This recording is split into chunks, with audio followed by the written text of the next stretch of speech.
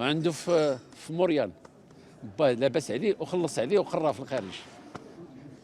أنا ولدت وترعرعت في المغرب وقريت في المدرسة الحكومية ديال المغرب، يعني ماشي مدارس خاصة. اللي كملنا السنة الرابعة كانوا وقعوا واحد الإضرابات ديال الدكاترة اللي ما عندهمش عمل، وقرروا يسدوا سلك الدكتوراه. قررت نخرج لبرا باش نكمل الحلم ديالي نكون عالمة فيزياء، وما كانش الاب ديالي عنده امكانيات.